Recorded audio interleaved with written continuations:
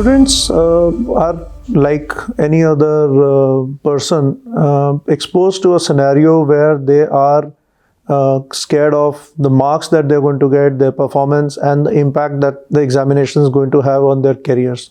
If you take that away from them, the anxiety revolving around the examinations would go away.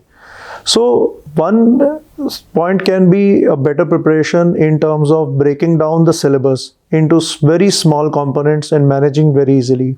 Second can be a cognitive approach towards the examination where the person should allow them to enjoy the process more than just getting marks. Third is the healthy competition between class and between the peers creates a scenario where it not just becomes a negative experience, but also they help each other, like having a better preparation, allowing each other to have support in terms of what the examination is all about.